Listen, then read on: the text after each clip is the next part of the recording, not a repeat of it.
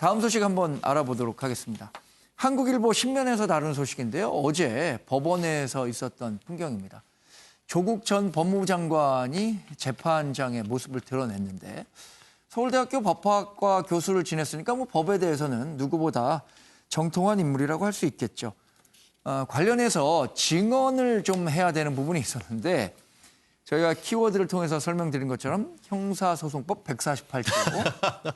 네, 이 148조를 여기 어떤 매체는 100번 넘게 148조에 따르겠다라고 했고 어떤 매체는 300번 넘게 했다고 하는데 이종근 평론가 네. 이런 법정에서의 조국 전 장관의 태도는 어떤 인상 받으셨습니까, 이종근 평론가? 100번과 300번의 차이는 오전만 집계한 게 이제 100번이었고, 아, 그렇군요. 예. 오후까지 다 집계한 게 이제 303번이다라고 지금 보도가 되고 있고요.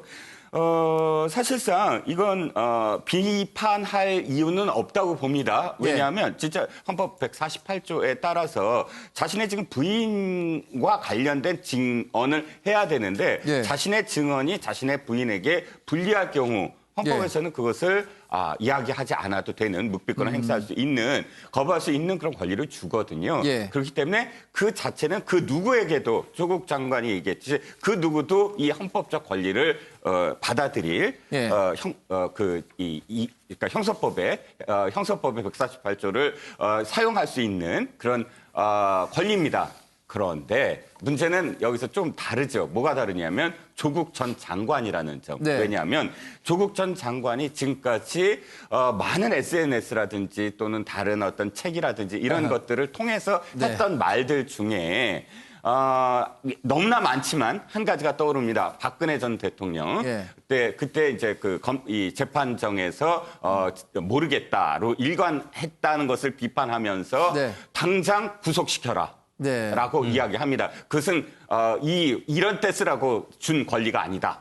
거의 그렇게 표현을 했는데 사실상 조국 전 장관이 검찰에서 진술을 할 때도 법정에서 자기가 다 다투겠다. 법정에서 충분히 이야기를 하고 모든 것을 다 법정에서 드러내겠다라는 그런 그 이야기를 했는데 그럼에도 불구하고 그렇게 이야기했음에도 불구하고 재판정에서는 자신이 잘 알고 있는 형사소송법 148조를 동원하면서 피해 나갔다라는 비난. 그러니까 늘 이렇게 이중적이냐라는 비난을 언제나 조국 전 장관은 이렇게 벗어나지 못하는 그런 상황이라고 할 수 있겠죠. 이번에도 조국 대장경, 그러니까 조국의 적은 조다, 조국조 이런 논란에서 자유롭기 어려울 것 같은데요. 중앙일보 13면 기사에서는 이렇게 썼습니다. 법정에서 증언을 거부했는데 148조에 따르겠습니다만 303번 했다. 이런 얘기인데요. 근데 검찰에서는 정말 답답할 것 같아요. 검찰에서는 어떻게 얘기하냐. 아니, 조국 전 장관은 법원에서 모든 걸 다 밝히겠다라고 하지 않았느냐라고 얘기했는데 148조에 따라서 증언하지 않는다면 검찰이 어떻게 더 추궁을 할 수 있겠느냐, 이런 하소연 아닌 하소연을 하고 있는 것 같습니다. 주원구 교수님. 네.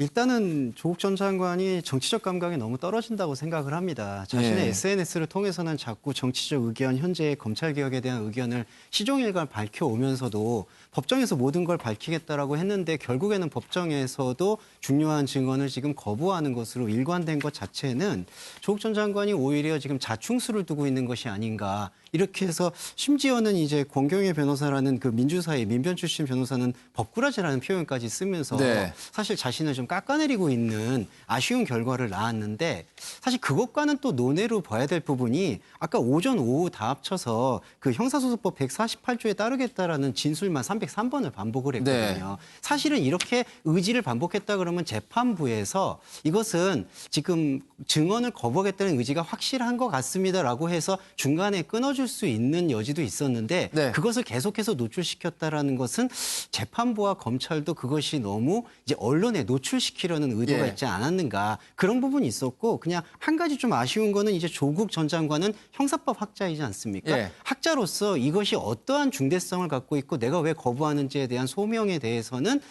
소상히 밝히지 못한 것에 대한 아쉬움 밝힌 것, 그런 부분에 대해서는 우리가 생각을 해봐야 됩니다. 하지만 조국 전 장관의 이번 선택은 아무래도 역사에 남을 만한 조금은 피해라고 생각이 듭니다.